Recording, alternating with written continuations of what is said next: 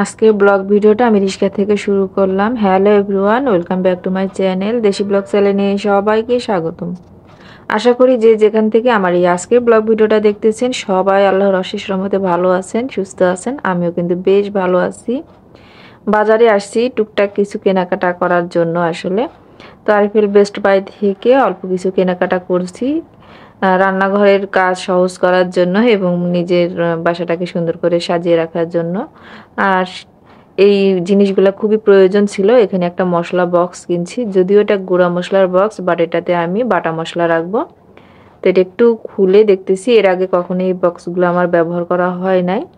অনেকদিন থেকে ভাবতেছিলাম নিব, একটা তো ছিল বাসায়, সেটা দিয়ে যেহেতু কাজ চলতেছিল সেই জন্য আর নেওয়া হচ্ছিল না। তো ওইটা একটু নিচে ফেটে গেছে, যার কারণে আবার এটা কেনা হলো। এটার দাম নিয়েছে 180 টাকা। এই কয়েকটা জিনিস কিনতেই কিন্তু আমার হচ্ছে 1300-1400 টাকার মতো আর কি খরচা হয়ে গেছে, যদিও এগুলো প্লাস্টিকের জিনিসপত্র, তারপরও। তো বক্সটা খুব ভালো ছিল। এখানে একটা বক্স আছে 4 বাটির সেট। তো এই বক্সগুলো আমার তো অনেক লাগে, ফ্রিজে খাবার রাখতে লাগে, আবার হচ্ছে যেহেতু দোকানের ছেলেদেরকে খাবার দিই তো তাদের জন্যও লাগে।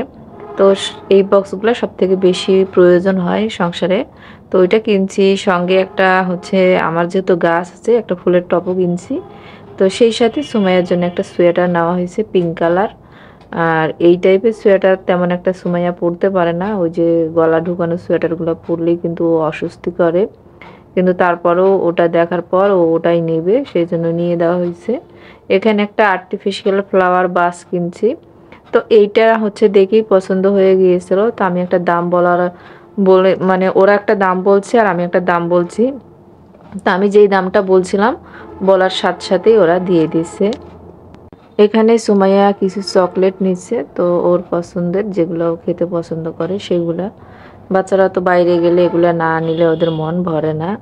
আর ওর একটা হেয়ার ব্যান্ড নেওয়া হয়েছে। তো যত দিন যাচ্ছে আমার মায়ের তো চুলগুলো একটু একটু করে বড় হচ্ছে, তো আগের ব্যান্ডগুলো মাথায় আর লাগে না, ওই জন্য একটা ব্যান্ড কিনে দিছি। আর এই তো এই গাছটা আমার অনেক পছন্দ হয়েছে। এই যে এখানে এরকম দুইটা ছোট কিউট বক্স কিনছি। এই বক্সগুলো সব থেকে বেশি ইউজ করা হয় রাত্রে খাওয়া দাওয়া করার পর, কিছু তরকারি বেঁচে যায় তখন এই ছোট ছোট বক্সে করে ফ্রিজে রাখলে আসলে অল্প জায়গাতেই আর কি মানে জিনিসগুলো রাখা যায়। আর সুমাইয়ার কলম রাখার জন্য একটা বক্স কিনছি। তো এই তো আজকের কেনাকাটা আর কি আরএফএল বেস্ট বাই থেকে অল্প দামে বেশ ভালো কিছুই কেনা হয়েছে। Good morning my YouTube family, আশা করি সবাই ভালো আছেন। এটা পরের দিন সকালবেলা। তো পরের দিন সকালবেলা দেখেন খুব একটা শীত নাই, অলমোস্ট শীত একটু একটু করে কমতে শুরু করছে। এটা অতিথি পাখি, এই পাখিগুলো শুধু শীতের সময়ে দেখা যায়, অন্য সময় দেখা যায় না। সকালবেলা ছাদে আসলে অনেক বেশি মাইন্ড ফ্রেশ হয়, নিজের কাছে ভালো লাগে, যেমন গাছ ফুল লতা পাতা। আবার বাইরের যে একটা ওয়েদার, এই আজকে যেমন অনেক পাখি কয়েকদিন থেকেই দেখতেছি ছাদে বেশ ভালো অতিথি পাখি আসতেছে, যেগুলো দেখে অনেক ভালো লাগতেছে। আর এগুলো আমি অনেক পছন্দ করি। তো আমি কিন্তু তারপরে নিচে এসে আর ক্যামেরা অন করিনি। এখন কিন্তু বেশ ভালোই বেলা হয়ে গেছে, 11:30 মতো বাজে। তো রান্না করব তার আগে হচ্ছে আমি একটু মানে দুইটা ডালিম ছিল ফ্রিজে, ওই দুটো কেটে নিচ্ছি মামে খাওয়ার জন্য। আজকের ডালিমগুলা সব থেকে বেস্ট ছিল, অনেক বেশি ভালো ছিল। তো এই সারা বছর ডালিম কিনছিলাম, কিন্তু আজকের ডালিমটা সব থেকে বেশি ভালো ছিল। তো এই সময় আর কি মানে কোনো একটা যে কোনো ফল থাকলে এই সময় খাওয়া হয়, প্রায় ভিডিওতে দেখাই আমি। কিন্তু শীতের দিনে সকালে কাজ শুরু করাটা কিন্তু একরকমের কি বলবো যুদ্ধই বলা যায়। তো এটা অনেক কঠিন একটা কাজ। তো তারপর আবার ক্যামেরা অন করে কাজ করা আমার কাছে আরো বেশি মুশকিলের মনে হয়। তো আজকে সেই জন্য সকালে আর ক্যামেরা অন করিনি। আর এই যে এখন ডালিমগুলো একটু বক্সে রেখে দিচ্ছি, আর বাকিটা হচ্ছে আমি খাবো। সুমাইয়া এর মধ্যে খেলতে চলে গেছে, তো যখন আসবে তখন খাবে। আর এই যে বক্সগুলো কিনছি এই কারণেই, ছোট ছোট বক্স হলে আমার যেহেতু ফ্রিজটা ছোট, তো মানে জায়গা অল্প জায়গার মধ্যে বেশি জিনিস যেন রাখা যায়, সেই জন্য কিছু কাঁচামরিচের বোটা ছাড়িয়ে মানে নিচ্ছি, সেগুলো এখন একটা বক্সে রেখে দিচ্ছি। এরকম ডিব্বা কিন্তু অনেক আছে আমার বাসায়, তো সেগুলাতে আমি এরকম সবজি রাখি ফ্রিজে। তো ফেলতে মায়া লাগে। এগুলা প্লাস্টিকের জিনিস ব্যবহার করা যদিও ভালো না, তারপরেও কিন্তু এগুলা মানে একদম ফেলতে ইচ্ছে করে না, রেখে দিতে ইচ্ছে করে। সংসারের অনেক কাজেই কিন্তু লাগে। আর মশলা বক্সটাতে আজকে আমি মশলা ব্লেন্ড করে রেখে দিচ্ছিলাম। অনেকগুলো করে মশলা রাখা যাচ্ছে। এখানে আমি 250 গ্রাম আদা বেটে নিচ্ছি। তো সেগুলো কিন্তু সুন্দর একটা তাকে আর কি, কি বলবো, একদম ঠিকঠাকভাবে রাখা যাচ্ছে। তো এখানে আদা আর রসুন পেস্ট করে নিচ্ছি। জিরা আজকে পেস্ট করব না। জিরাটা সবসময় আগে একটু গুঁড়া করে তারপরে পানি দিয়ে পেস্ট করলে ভালো হয়। যেহেতু আদা আর রসুন ছিলা ছিল, খালাগুলো ছিলে দিছিল কালকে, ওই জন্য ওগুলো আজকে সকালে আমি ব্লেন্ড করলাম। সংসারের জন্য যে কোনো নতুন জিনিস কিনলে আমার সেই জিনিসগুলো ব্যবহার না করা পর্যন্ত শান্তি লাগে না। মনে হয় কত তপস্যার পর এগুলো কেনা হয়েছে, আর এগুলো যদি ব্যবহার না করি তাহলে কেমন হয় বলেন।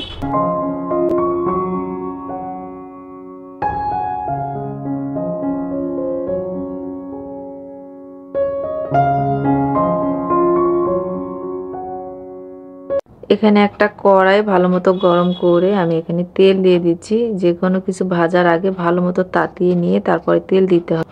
এখন আমি মাছগুলো দিয়ে দিচ্ছি। শীতের দিনে কিন্তু রান্নাঘরে থাকতে বেশ ভালোই লাগে, তবে পানির কাজ করতে গেলে তখন ভালো লাগে না। আর যদিও করা হয় কষ্ট করে, তারপরে কিন্তু হাত পা একদম ঠান্ডা হয়ে যায়। আমার তো হাত পা প্রচুর ঠান্ডা হয়।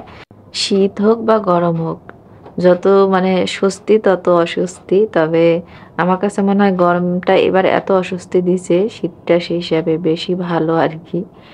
আজকে আমি যখন ভয়েস দিচ্ছি তো তখন কিন্তু মোটামুটি একদম শীত নাই বললেই চলে। দিনে এত রোদ মানে উঠতেছে, মনে হচ্ছে যেন ফাল্গুন মাস এসে গেছে। সেই একদম একটা রোদ, রোদের তাপে যাওয়াই যাচ্ছে না, কড়া রোদ উঠছে। আর রাত্রেবেলা আর সকালবেলা একটু শীত হয়, কিন্তু কুয়াশাটা আর নাই আগের মতো। এদিক থেকে আমি হচ্ছে ট্যাংরা মাছগুলা হচ্ছে মশলার সঙ্গে কষিয়ে নিচ্ছি। ট্যাংরা মাছ রান্না করব আর রুই মাছ রান্না করব, সেই সাথে হচ্ছে চিংড়ি মাছ দিয়ে মিষ্টি কুমড়া রান্না করব। আমি চিংড়ি মাছটা অনেক আগেই নিয়ে এসে রাখছিলাম যে মিষ্টি কুমড়া দিয়ে খাবো। তো এর আগে আমি একদিন মিষ্টি কুমড়া নিয়ে এসেছিলাম, কিন্তু ভুলেই গেছিলাম যে চিংড়ি মাছ নিয়ে এসে রাখছি মিষ্টি কুমড়া দিয়ে খাওয়ার জন্য। ইদানিং আমার ঠিকঠাক কোনো কথা তেমন একটা মানে কাজের কথা কাজের সময় মনে থাকে না, অন্য সময় মনে হয়, এরকমটা হয়। আমি নতুন আলু দিয়ে ট্যাংরা মাছ রান্না করব। সুমাইয়ার বাবা বলতেছিল নতুন আলু খাওয়ার মজাই আলাদা। নতুন আলুর কেন জানি টেস্টটা একটু বেশি মনে হয়। ওই জন্য ভাবলাম যেহেতু ট্যাংরা মাছটা উনি খুব পছন্দ করে, তো আলু দিয়ে ট্যাংরা মাছ রান্না করি।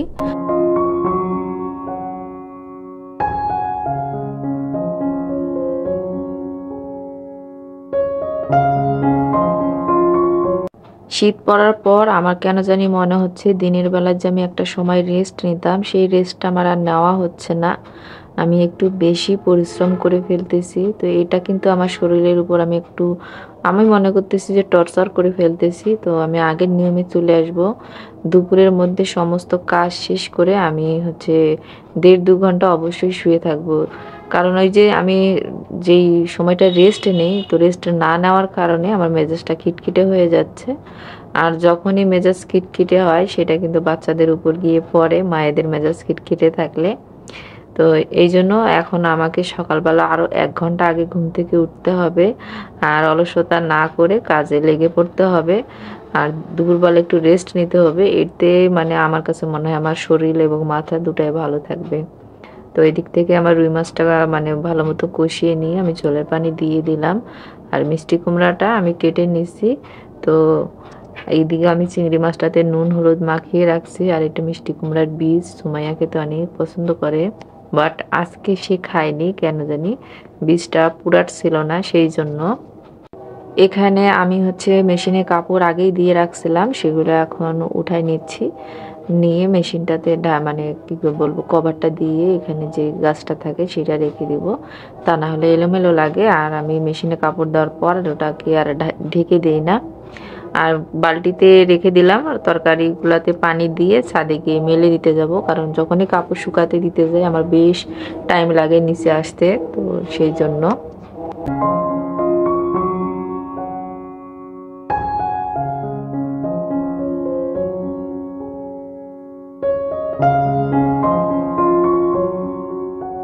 প্রেসার কুকারে আমি একটু আলু সিদ্ধ করতেছি। সব আজকে মাছের আইটেম, কিন্তু আমার মেয়ে মানে কোনো মাছেই সে খায় না, তো সে আলু সিদ্ধ ভাত খাবে আর কি, আলু ভর্তা করে দিব।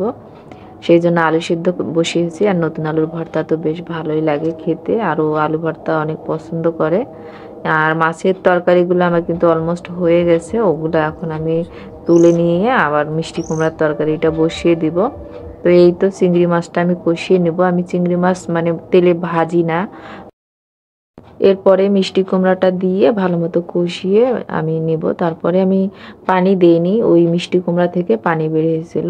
মিষ্টি কুমড়া ভালো হলে অথবা লাউ ভালো হলে ওখান থেকে পানি উঠে, তো ওইটা দিয়েই তরকারি রান্না করলে বেশি মজা হয়।